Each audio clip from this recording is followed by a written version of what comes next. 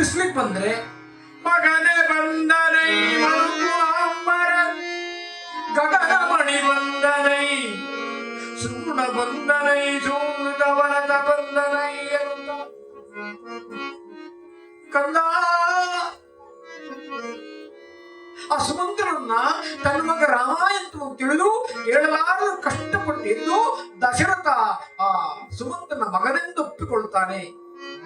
ಕಂದ ಕೇಳೆನ್ನನುಗ ಆನೊಂದು ಬಯಸಿದರೆ ದೈವ ಬೇರೊಂದು ಬಯಸಿದು. ರಾಮ,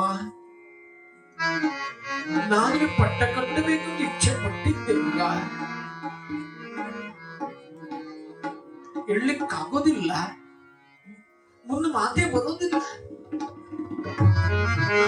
ಕುಸಿದು ಬಿಟ್ಟಿದ್ದಾನೆ. ರಾಮನನ್ನು ಕರ್ಕೊಂಡು ಬಾ. ಮಾತಾಡಲಿಕ್ಕಾಗೋದಿಲ್ಲ. ವಿರಳವಾಗಿ ಮಾತಾಡ್ತಾ ಇದ್ದಾನೆ ರಾಜ ದಶರಥ.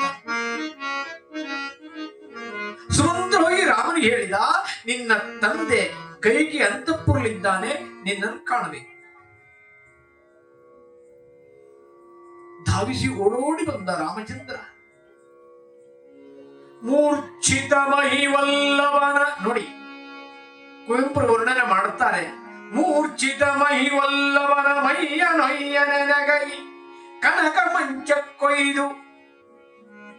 ತಂದೆ ಶಬ್ದ ಬಳಸಲಿಲ್ಲ ಇಲ್ಲಿ ಕುವೆಂಪುರವರು. ಆ ಶಬ್ದ ನೋಡಿ, ಮಹಿವಲ್ಲವನ ಅಂದ್ರೆ ಭೂಮಿಯ ಒಡೆಯ, ಅಯೋಧ್ಯೆ ಒಡೆಯ ಅಂತ ರಾಜ ದಶರಥ ಕುಸಿದು ಬಿದ್ದಿದ್ದಾನೆ.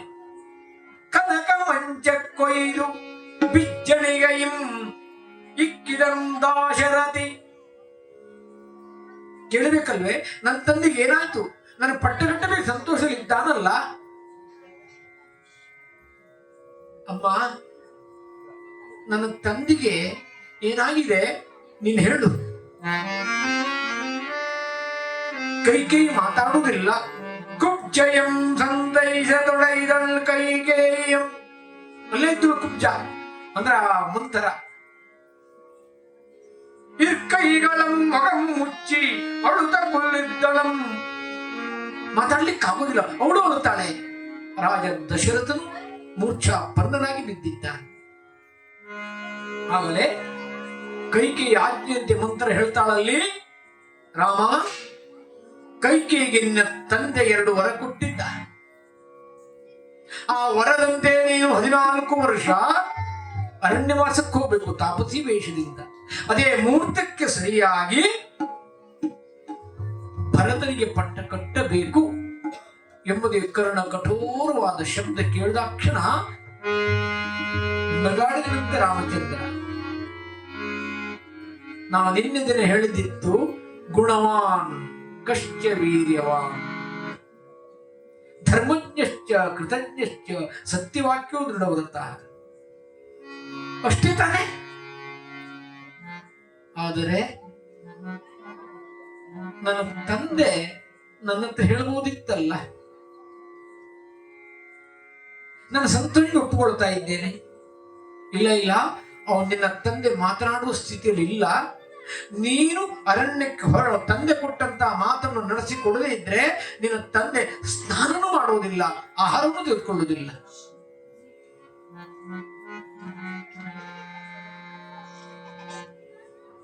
ಅಮ್ಮ,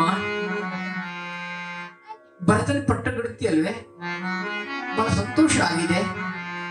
ಆದರೆ ತಂದೆ ನನ್ನ ಬಳಿ ಹೇಳಬಹುದಿತ್ತಲ್ಲ, ನಿನ್ನ ತಮ್ಮನಿಗೆ ಭರತನಿಗೆ ಪಟ್ಟ ಕಡ್ತೇನೆ ಎಂಬುದಾಗಿ. ನಾನೇ ಸಂತೋಷದಿಂದ ಮಾಡ್ತಿದ್ದಲ್ವಾ. ಇಲ್ಲ, ನೀನು ಅರಣ್ಯಕ್ಕೆ ಹೋದ ಹೊರತು ಭರತನಿಗೆ ಪಟ್ಟ ಕಟ್ಟುವಾಗಿಲ್ಲ.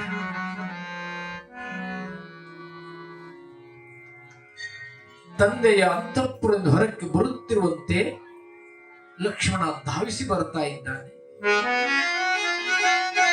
ಮೊದಲೇ ಹೇಳಿದ್ದ, ನೀ ನನ್ನ ಜೊತೆ ಈ ರಾಜ್ಯದ ಸುಖ ಅನುಭವಿಸುತ್ತೆಂಬುದಾಗಿ. ಆದ್ರೆ ಹೇಳ್ತಾ ಇದ್ದಾನೆ, ಲಕ್ಷ್ಮಣ, ತಂದೆಯ ಮಾತಿನಂತೆ ನಾನು ಅರಣ್ಯಕ್ಕೆ ಹೋಗಬೇಕು. ನನ್ನ ತಂದೆಗೆ, ತಾಯಿಗೆ, ಚಿಕ್ಕ ತಾತೆ ಕೈಕೇಯಿಗೆ ನನ್ನ ತಂದೆ ಮಾತು ಕೊಟ್ಟಿದ್ದಾನೆ. ನಾನು ಅರಣ್ಯಕ್ಕೆ ಹೊರಳಕ್ಕೆ ಸಿದ್ಧನಾಗಿದ್ದೆ. ಸಿಟ್ಟು ಬಂದ್ಬಿಡ್ತು. ಏನಂದೆ? ಯಾರು ಹೇಳಿದ್ರು ನೀ ರಾಜ್ಯ ಬಿಟ್ಟು ಹೋಗ್ಬೇಕೆಂಬುದಾಗಿ. ಮುದಿ ತಂದೆವ, ವಯಸ್ಕನಾದವ, ಆ ಮಂಥರ ಕೈಕೇಯಿ ಒಯ್ಯವನ್ನು ಬರಿತಲಾಗಿದ್ದಾಳೆ. ಅವಳ ಪ್ರಚೋದಿತ ಮಾತಿಗೆ ಬಲಿಯಾಗಿ ಆ ಮುದಿ ಭ್ರಾಂತಿಯಲ್ಲಿ ಕುಳಿತಂತ ನನ್ನ ತಂದೆ ಹೇಳಲಿಕ್ಕೆ ನಾಚಿಯಾಗಿ ಆ ಮುದಿ ದಶರಥ ನಿನ್ನ ಅರಣ್ಯಕ್ಕೆ ಹೋಗುವಂತನ್ನ ಏನ್ ಹೇಳದವ? ನಾಳೆ ಹೋಗು ರಾಜ್ಯವ ಕಡಿಗಿಡುವೆನು ತಡೆದಿಡುವ ಭರತನ ನಾಳೆ ಹೋಗು ರಾಜ್ಯವ.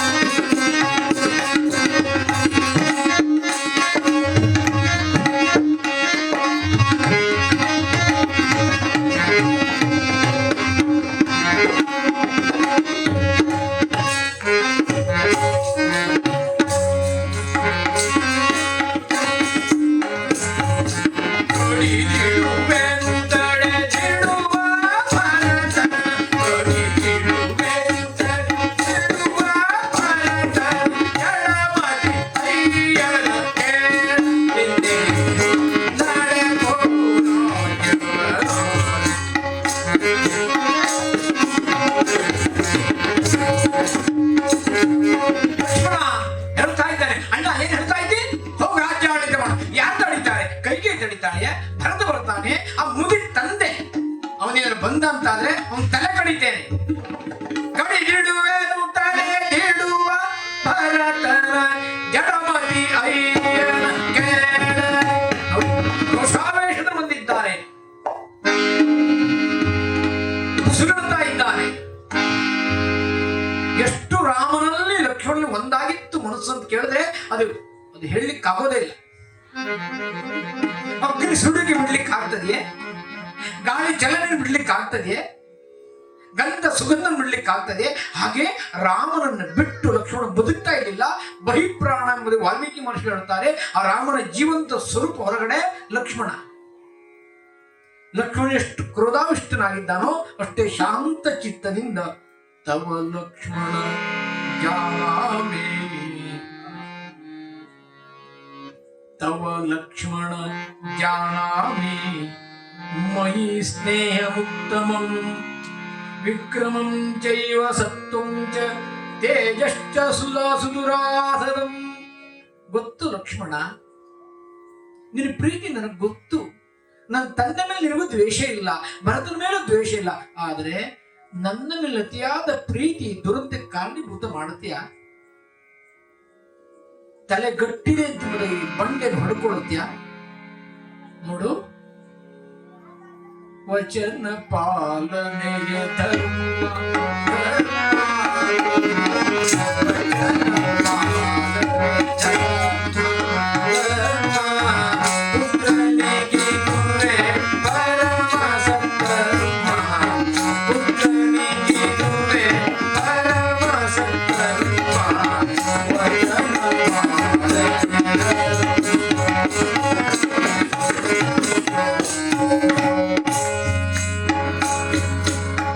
ವರ್ಷ ಚತುರ್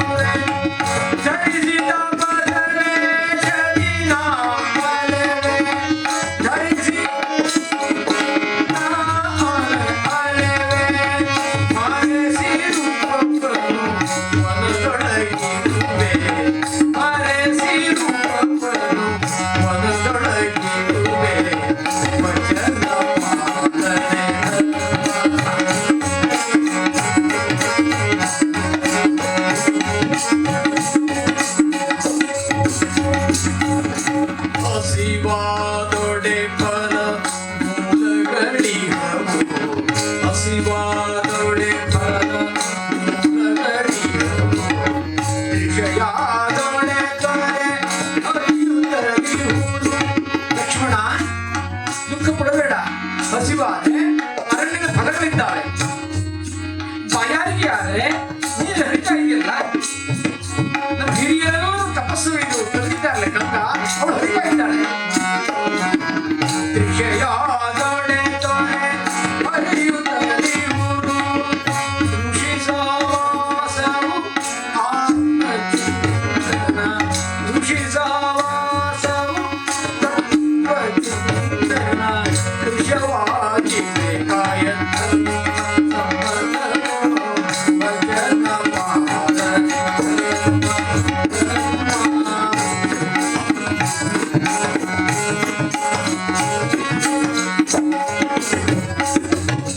ಲಕ್ಷ್ಮಣ, ತಂದೆಯ ಮಾತು ನಡೆಸುವುದೇ ನನ್ನ ಧರ್ಮ. ಹೇಳು, ನಿನಗೇನಾದ್ರೂ ರಾಜ್ಯ ಬೇಕು ಅಂತಾದ್ರೆ ಭರತ ಬಂದು ನನಗ್ ಕೊಡುತ್ತಾನೆ, ನಿನಗೆ ಆಗ್ತೀಯಾ?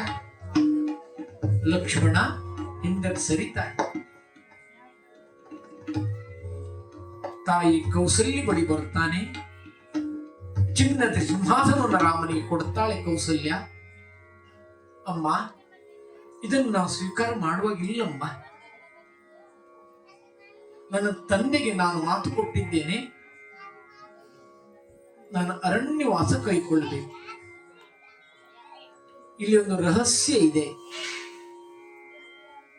14 ವರ್ಷವೇ ಯಾಕೆ ಹೇಳಿದ್ಲು? ಅದು ತಾಪಸಿ ವೇಷದಿಂದ. ಶಾಸ್ತ್ರದ ಪ್ರಕಾರ ಒಂದು ವ್ಯಕ್ತಿ 12 ವರ್ಷ ಕುಟುಂಬದ ಸಂಪರ್ಕದಿಂದ ದೂರ ಇದ್ರೆ ಅವನಿಗೆ ಕುಟುಂಬದ ಯಾವುದೇ ಸಂಬಂಧ ಕೂಡ ಇರೋದಿಲ್ಲ, ಶಾಸ್ತ್ರ ಸಮ್ಮತ. ಇನ್ನು 14 ವರ್ಷವೇ ಕೇಳಿದ್ದಾಳೆ ಅಂತ ಕೇಳಿದ್ರೆ, ಒಂದು ವ್ಯಕ್ತಿ ಪ್ರಜಾನ ಅನುರಾಗವನ್ನ ಗೆಲ್ಲಬೇಕು ಅಂತಾದ್ರೆ 10-12 ವರ್ಷ ಬೇಕಾಗ್ತದೆ. 4 ವರ್ಷ ಜಾಸ್ತಿನೇ ಕೇಳಿದ್ದಾಳೆ. ತಾಪಸಿ ವೇಷದ ಹೋಗ್ಬೇಕು ಅಂತ ಕೇಳಿದಾಕ್ಷಣ ಆ ವೇಷದಲ್ಲೇ ಇದ್ದು ಅವನಿಗೆ ಆ ಸ್ವಭಾವ ತಾನಾಗಿ ಬಂದುಬಿಡ್ತದೆ ಎಂಬುದಾಗಿ ಕೈಕಾ ಹೊರ ಪಡೆದಿದ್ದಾಳೆ. ಅಮ್ಮ, ನಾನು ಅರಣ್ಯಕ್ಕೆ ಹೋಗ್ಬೇಕಾಗಿದೆಯಮ್ಮ, ಈ ನಿನ್ನ ಮಗನನ್ನು ಆಶೀರ್ವಾದ ಮಾಡು ಎಂತೆಂಬುದಾಗಿ ರಾಮ ಕೌಸಲ್ಯ ಪಾದಕ್ಕೆ ನಮಸ್ಕಾರ ಮಾಡುತ್ತಾನೆ. ಇಲ್ಲಿ ರಾಮನಿಗೂ ಕೌಸಲ್ಯಗೂ ಧರ್ಮ ಜಿಜ್ಞಾಸೆ ಆಗ್ತದೆ. ರಾಮ, ತಂದೆ ಹೇಳಿದ್ದಾನೆ ನೀನು ಅರಣ್ಯಕ್ಕೆ ಹೋಗ್ಬೇಕೆಂಬುದಾಗಿ. ನೀನು ವೇದಾಂತ ಅಭ್ಯಾಸ ಮಾಡಿದ್ಯಲ್ಲ, ಶಿಕ್ಷೆಯಲ್ಲಿ ಉಪನಿಷತ್ತು ಏನ್ ಹೇಳಿದೆ? ಮಾತೃದೇವೋ ಭವ ಪಿತೃದೇವೋ ಭವ. ಹಾಗಾದ್ರೆ ತಾಯಿಯಾದ ನನ್ನ ಮಾತನ್ನು ನಡೆಸು, ಆಮೇಲೆ ನೀನು ಹೋಗು. ನಾನು ನಿನ್ನ ಮಾತು ನಡೆಸುವುದಿಲ್ಲ ಅಂತ ಹೇಳಿಲ್ಲಮ್ಮ. ತಂದೆಗೆ ಮೊದಲು ಮಾತು ಕೊಟ್ಟಾಗಿದೆಯಲ್ಲ, ನಿನ್ನ ಮಾತನ್ನು ನಡೆಸ್ತೇನೆ. ನಾನು 14 ವರ್ಷ ಅರಣ್ಯವಾದ ತಿರುಗಿ ಬಂದ ನಂತರ ನಿನ್ನ ಮಾತು ನಡೆಸ್ತೇನೆ. ಹಾಗಾದ್ರೆ ನನ್ನ ಕರ್ಕೊಂಡು ಹೋಗು. ಅಲ್ಲಿ ಹೇಳ್ತಾನೆ, ಇದು ಧರ್ಮದ ಸೂಕ್ಷ್ಮ. ರಾಮ ಧರ್ಮಜ್ಞ ಅಂತ ಹೇಳಲಿಕ್ಕೆ ಇಲ್ಲಿ ಪ್ರಮಾಣ. ನೋಡಮ್ಮ, ಸ್ತ್ರೀಯಾದವಳು ಬಾಲ್ಯದಲ್ಲಿ ತಂದೆ ರಕ್ಷಣೆಯಲ್ಲಿರಬೇಕು, ಯೌವನದಲ್ಲಿ ಗಂಡನ ರಕ್ಷಣೆಯಲ್ಲಿರಬೇಕು, ವಯಸ್ಸಾದ ಮೇಲೆ ಮಕ್ಕಳ ರಕ್ಷಣೆಯಲ್ಲಿರಬೇಕು. ಇದು ಶಾಸ್ತ್ರಸಮ್ಮತ. ಈಗ ನೀನು ನನಗೆ ಜನ್ಮ ಕೊಡುವ ಮೊದಲು ತಂದೆ ದಶರಥನ ಪತ್ನಿಯಾಗಿ ನೀನು ಬಂದಿದ್ದೀಯಲ್ಲ ಈ ಅಯೋಧ್ಯೆಯ ಸಿಂಹಾಸನಕ್ಕೆ, ನೀನು ಸತಿ ಧರ್ಮ ಈಗ ಮೊದಲು ಪಾಲನೆ ಮಾಡಬೇಕಾದ್ದು. ನಿನ್ನ ಸತಿ ಧರ್ಮ ಯಾವುದು? ಛಯೇವಾನುಗತ ಸದಾ. ಗಂಡನ ಸುಖ ದುಃಖಗಳಿಗೆ ಎಲ್ಲವೂ ನೀನು ನೆರಳಿನಂತೆ ಇರ್ತಿ ಎಂಬುದಾಗಿ ಮಾತು ಕೊಟ್ಟಿದ್ದೀಯಲ್ಲ. ಈಗ ನನ್ನ ತಂದೆ ದಶರಥ ದುಃಖದಲ್ಲಿದ್ದಾನೆ. ಗಂಡ ದುಃಖದಲ್ಲಿದ್ದಾಗ ಅವನ ಕೈ ಹಿಡಿದು ನಡೆಸುವುದು ಪತ್ನಿಯಾದ ನಿನ್ನ ಧರ್ಮ. ಇದನ್ನು ಪಾಲಿಸು. ಸೀತೆಯಲ್ಲಿ ಬರ್ತಾಳೆ, ನಾನು ಹೊರಡ್ತೇನೆ ಆ ರಾಜ್ಯ ನಿಮ್ ಜೊತೆ ಅರಣ್ಯಕ್ಕೆ. ಆಗ ಇಲ್ಲಿ ಸಂಭಾಷಣೆ ಅಮೂಲ್ಯವಾಗಿದೆ. ಹೇಳಬೇಕು ಅಂತಂದ್ರೆ 9 ಗಂಟೆ ಈಗಲೇ ಆಗ್ತಾ ಇದೆ ಮಂಗಳಾರತಿ ಒಳಗೆ. ಅದು ಸಂಕ್ಷಿಪ್ತವಾಗಿ ಹೇಳ್ತೇನೆ. ರಾಮ ಹೇಳ್ತಾನೆ, ಅರಣ್ಯದಲ್ಲಿ ಕ್ರೂರ ಮೃಗಗಳಿದ್ದಾವೆ, ನಿನಗೆ ರಕ್ಷಣೆ ಮಾಡ್ಲಿಕ್ಕೆ ಆಗೋದಿಲ್ಲ, ನೀನು ಇಲ್ಲೇ ಇರು. ಅಲ್ಲಿ ಸೀತೆ ಜಗಳ ಆಡ್ತಾಳೆ ರಾಮನ ಜೊತೆ. ಪುರುಷ ಸ್ತ್ರೀ ವಿಗ್ರಹ ವಾಲ್ಮೀಕಿ ಮಹರ್ಷಿ ಹೇಳಿಸ್ತಾರೆ ರಾಮನ ಬಾಯಲ್ಲಿ, ಸೀತಾ ಬಾಯಲ್ಲಿ. ಏನು ರಾಮ, ನಿನ್ನ ತಂದೆ 14 ವರ್ಷ, ನಿನ್ನ ತಾಯಿ ಕೈಗೆ 14 ವರ್ಷ ಕೇಳಿದ್ದಾಳೆ. ನಾನು ನನ್ನ ಜೀವನ ಪರ್ಯಂತ ಅರಣ್ಯಕ್ಕೆ ಹೋಗೋದು ಕೇಳ್ತಿದ್ದೆ. ಯಾಕೆ ಅಂತ ಕೇಳಿದ್ರೆ, ಕೈ ಹಿಡಿದ ಹೆಂಡತಿಯಾದ ನನ್ನನ್ನ ರಕ್ಷಣೆ ಮಾಡ್ಲಿಕ್ಕಾಗದೆ ಇರುವ ನೀನು ಇಡೀ ಅಯೋಧ್ಯೆ ಪ್ರಜೆಗಳನ್ನು ರಕ್ಷಣೆ ಮಾಡತ್ಯಾ? ಹೆಂಡತಿಯನ್ನು ರಕ್ಷಣೆ ಮಾಡ್ಲಿಕ್ಕಾಗದವ ಪ್ರಜೆಗಳನ್ನ ಹೇಗೆ ರಕ್ಷಣೆ ಮಾಡ್ತೀವಿ? ಹಾಗಾಗಿ ಜೀವನ ಪರ್ಯಂತ ಅರಣ್ಯಕ್ಕೆ ಹೋಗೋದು ನಾನು ಕೇಳ್ತಾ ಇದ್ದೆ. ಸೀತೆ ಜಗಳ ಆಡ್ತಾಳೆ. ಸೀತೆ ಪತಿವ್ರತೆ ಅಂತ ಹೇಳ್ತೇವೆ. ಪತಿವ್ರತೆಯರ ಗಂಡನ ಜೊತೆ ಜಗಳ ಆಡುದ? ಬಯಸುವೆ ನಿನ್ನ ಸನ್ನಿಧಿ ರಾಮ, ಬಯಸುವೆ ನಿನ್ನ ಸನ್ನಿಧಿ ರಾಮ, ಬಯಗಿ ನನಗೆ ಸರಿಸು ರಾಮ, ಬಯಗಿ ನನಗೆ ಸರಿಸು ರಾಮ, ಬಯಸುವೆ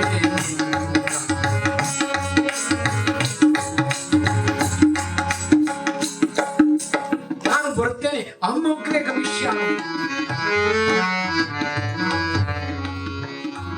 ಸ್ವಾಮಿ, ನ ಪಿತಾ ನ ಆತ್ಮಜ ನ ಬಂಧು ನ ಮಾತಾ ನ ಸುಖಿ ಜನ ಏ ಪ್ರೇತ್ಯ ಜನ ಅಲಿಣ ಪತಿರೇಕೋ ಗತಿ ಸದಾ. ಎಷ್ಟು ಸೊಗಸಾಗಿ ಹೇಳ್ತಾಳ ನೋಡಲ್ಲಿ. ನ ಪಿತಾ, ಆತ್ಮಜ ತಮ್ಮಂದಿರು, ನ ಮಾತಾ ನ ಸಖಿ ಜನ, ಇವ್ರು ಯಾರು ನನಗಲ್ಲ. ಇದು ಈ ಪ್ರೇತ್ಯಜ ನಾರಿಣ ಪತಿರೇಕೋ ಗತಿ ಸದಾ.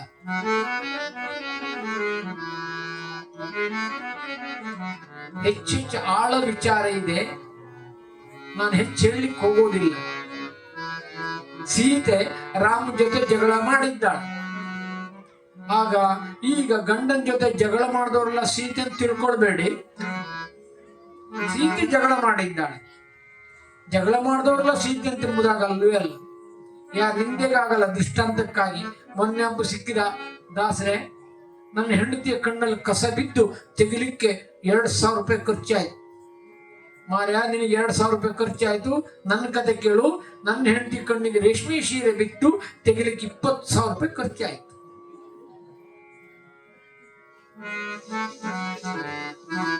ಹಾಗಾದ್ರೆ ಸೀತೆನೂ ಹಾಗೇನೆ ಅಲ್ಲ.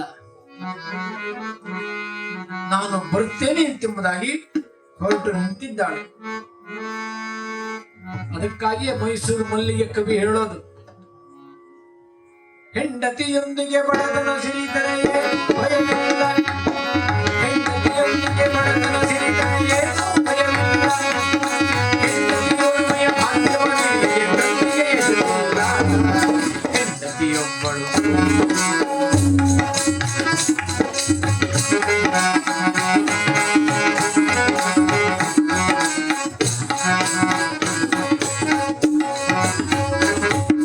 ಹೆಂಡತಿಯೊಲುಮೆಯ ಭಾಗ್ಯವನರಿಯ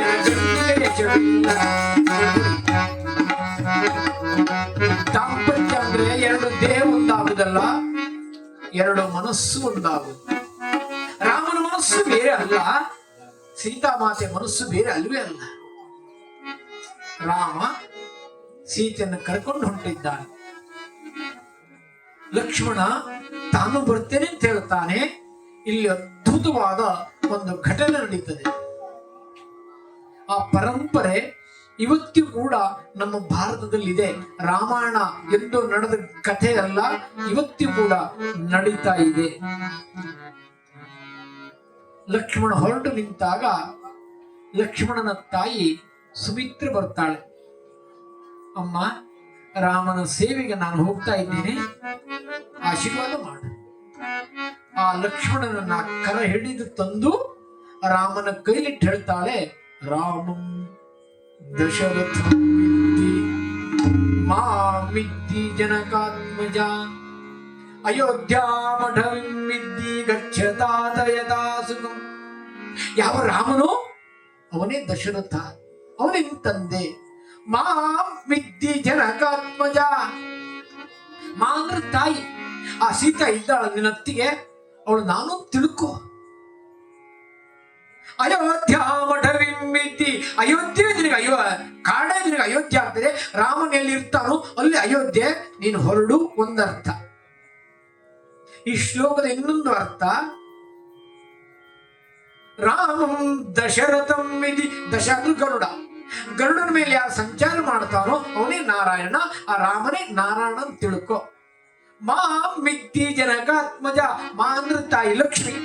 ಆ ಲಕ್ಷ್ಮಿ ಯಾರು ಗೊತ್ತೇ? ಸೀತಾಮಾತಾ. ಅಯೋಧ್ಯಾಮಠವಿದ್ದಿ, ರಾಮ ಎಲ್ಲಿರ್ತಾನೋ ಆ ನಾರಾಯಣ ಎಲ್ಲಿರ್ತಾನೋ ಅದೇ ನಿನಗೆ ವೈಕುಂಠ. ಅದನ್ನು ಕನಕದಾಸರು ಹೇಳಿದ್ದು, ಇಷ್ಟು ದಿನ ವೈಕುಂಠ ಎಷ್ಟೋ ದೂರ ಎಂತಲಿದ್ದೆ, ದೃಷ್ಟಿಯಿಂದಲೇ ನಾನು ಕಂಡೆ ಸೃಷ್ಟಿಗೀಶನೆ ಶ್ರೀರಂಗಶಾಹಿ. ರಾಮ ಎಲ್ಲೆಲ್ಲಿರ್ತಾನೋ ಅಲ್ಲೆಲ್ಲ ಅಯೋಧ್ಯ, ಅದೆಲ್ಲೂ ಕೂಡ ನಿನಗೆ ಸುಖ ಎಂಬುದಾಗಿ ರಾಮನ ಸೇವೆಗೆ ತನ್ನ ಮಗನನ್ನ ತ್ಯಾಗ ಮಾಡ್ತಾಳೆ. ಕಾರ್ಗಿಲ್ ಯುದ್ಧದಲ್ಲಿ ತನ್ನ ಗಂಡನ್ನು ಕಳ್ಕೊಂಡ ಒಂದು ಹೆಣ್ಣು ಮಗಳು ತನ್ನ ಮಾಂಗಲ್ಯ ಹೊರಟೋಗಿದೆ. ಗಂಡನ ಮುಂದೆ ಆ ಚೀಟಿ ಬರೆದಿತ್ತು, ಆ ಕಿಸೆಲ್ ಹಾಗೆ ತಿರುಳಿ ಪತ್ರ ಬರೆದಿದ್ಲು. ಆ ಓದಲಿಕ್ಕೂ ಅವನಿಗೆ ಪುರುಸೊತ್ತಿರ್ಲಿಲ್ಲ, ಆ ಚೀಟಿ ಹಾಗೆ ಇತ್ತು. ನಾನು ಹೇಳಿದ್ದೆ, ನೀವು ದುಃಖ ಪಡಬೇಡಿ, ಒಂದು ವೇಳೆ ನೀವು ರಣರಂಗದಲ್ಲಿ ಪ್ರಾಣಾರ್ಪಣೆ ಮಾಡಿದರೆ ನಾನು ನನ್ನ ಮಗನನ್ನ ನಿಮ್ಮಂತೆ ಸೇವೆಗೆ ತ್ಯಾಗ ಮಾಡಿಸ್ತಾ ಇದ್ದೆ. ಇದು ಭಾರತದ ಲಕ್ಷಣ. ತನ್ನ ಮಾಂಗಲ್ಯ ಹೋದ್ರೂ ಅಡ್ಡಿಲ್ಲ, ತನ್ನ ಮಗನನ್ನ ತನ್ನ ರಾಷ್ಟ್ರಕ್ಕೆ ತ್ಯಾಗ ಮಾಡುವ ತ್ಯಾಗದ ಮೈ ಇದೆಯಲ್ಲ, ಇದು ಭಾರತ. ಯಾರು ಹೇಳಿದ್ರು ಕೇಳಲಿಲ್ಲ. ಸಮಸ್ತ ಅಯೋಧ್ಯೆ ಪ್ರಜೆಗಳೆಲ್ಲರೂ ದುಃಖದಲ್ಲೇ ಮುಳುಗಿದ್ದಾರೆ. ರಾಮ ಹೊರಟು ನಿಂತಿದ್ದಾನೆ. ದಶರಥ ಹೇಳ್ತಾನೆ, ತಾಂಬ ಸುಮಂತ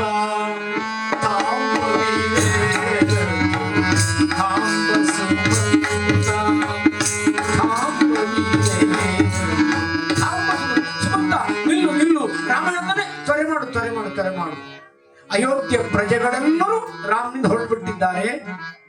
ದಶರಥ ಹೇಳಲಾರದ ಕಷ್ಟಪಟ್ಟು ನಿಂತು ಇನ್ನೇನು ರಾಮನನ್ನು ಪ್ರಾರ್ಥನೆ ಮಾಡ್ಬೇಕಂತ ಬರುವಾಗ ಅರಮನೆಯ ಮೆಟ್ಲಿಂದ ಹೊರಳಿ ಉಳ್ಳು ಬಿದ್ದು ಬಿಟ್ಟ.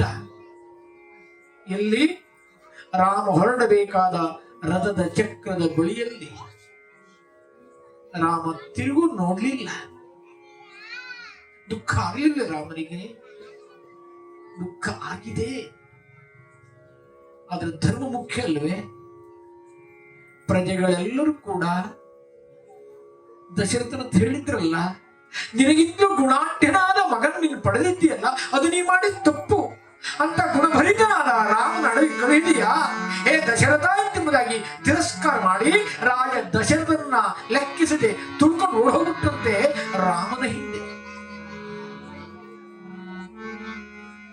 ಅಲ್ಲಿವರೆಗೆ ರಾತ್ರಿ ಆಗಿದೆ. ಅನೇಕ ಗಿರಿವನಗಳನ್ನ ಹಳ್ಳಿಗಳನ್ನ ದಾಡ್ತಾ ಬಂದಿದ್ದೆಲ್ಲಿಗೆ ಶೃಂಗಬೇರ ಪುರಕ್ಕೆ. ಅಲ್ಲಿವರೆಗೆ ರಾತ್ರಿ ಆಗಿತ್ತು, ಸಮಯ ಸಂದಿತ್ತು, ಹರಿಕತೆ ಸಮಯ ಕೂಡ ಮುಗಿದಿತ್ತು. ಇರಳು ಆದ್ರಿಂದ ರಾತ್ರಿ ಹೇಳಲಿಕ್ಕಾಗ್ತದೆಯಾ? ರಾಮನ ಸ್ವಾಗತ ಮಾಡ್ಲಿಕ್ಕಾಗ್ತದೆಯಾ? ಗುಹನಿಗೆ ಆಗೋದಿಲ್ಲ, ವಿಶ್ರಾಂತಿ ಬೇಕಲ್ವೇ? ಅಂದಿನ ಇರುಳು ಗುಹನಲ್ಲಿ ಕಳೆದಿದ್ದಾಳೆ. ನಾಳೆ ದಿನ ಸ್ವಲ್ಪ ತ್ವರಿತವಾಗಿ ಪಟ್ಟಾಭಿಷೇಕ ಆಗಬೇಕಾಗಿದೆ. ಗುಹನ ಆತಿಥ್ಯ, ರಾಮ ಪಟ್ಟಾಭಿಷೇಕ. ನೀವು ಸ್ವಲ್ಪ ಬೇಗ ಬಂದ್ರೆ ಇನ್ನು ಹೆಚ್ಚು ಹೇಳಲಿಕ್ಕಾಗ್ತದೆ. ಎರಡನೇ ದಿವಸದ ಅಯೋಧ್ಯಾಕಾಂಡ ಒಂದು ವಾರ ಮಾಡುವಂತ ಭಾಗ ಇದು. ಯಾಕೆ ಅಂತ ಕೇಳಿದ್ರೆ ಇಡೀ ರಾಮಾಯಣದ ಜೀವ ಇರುವುದು ಈ ಅಯೋಧ್ಯಾಕಾಂಡದಲ್ಲಿ. ಸಂಪತ್ತು ತನಗೆ ಬಂದ್ರು ಬೇಡ ತಿರಸ್ಕಾರ ಮಾಡೋದು, ಪಡೆಯುವ ಯೋಗ್ಯತೆ ಇದ್ರು ಸ್ವೀಕಾರ ಮಾಡಲಿಲ್ಲ. ಭರತನಿಗೂ ಬೇಡ, ರಾಮನಿಗೂ ಬೇಡ. ನೋಡಿ ಸ್ಪರ್ಧೆ ಹೇಗಿದೆ ಭಾರತ ಪರಂಪರೆಯಲ್ಲಿ, ತ್ಯಾಗಕ್ಕಾಗಿ ಸ್ಪರ್ಧೆ ಅಂತ. ತ್ಯಾಗಮೂರ್ತಿಯ ಭರತನ ಚರಿತ್ರೆ, ತ್ಯಾಗಮೂರ್ತಿಯ ಮತ್ತೊಂದು ರೂಪ ರಾಮ. ಇವರ ಸಂಗಮದ ಕತೆ ನಾಳೆ ದಿನ ವರ್ಣನೆ ಮಾಡ್ಲಿಕ್ಕಾಗ್ತದೆ. ಈ ದುಃಖದಲ್ಲಿ ಇಷ್ಟು ದುಃಖ ಇದ್ರೂ ಕೂಡ ರಾಮ ಸಂಸಾರದಲ್ಲಿ ಸಮತ್ವದಲ್ಲಿದ್ದ ಎಂದು ದುಃಖ ವ್ಯಕ್ತಪಡಿಸಲಿಲ್ಲ. ಅದು ವಾಲ್ಮೀಕಿ ಮಹರ್ಷಿಗಳು ಹೇಳಿದ್ದು. ಅದನ್ನು ಪುರಂದರದಾಸರು ಹೇಳೋದು ಹಾಗೆ ಇರಬೇಕು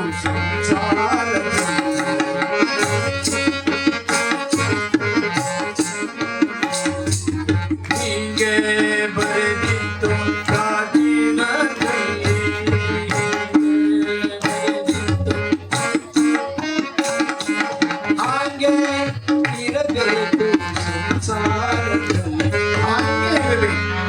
ರಾಮ ಹಾಗೆ ಇದ್ದ.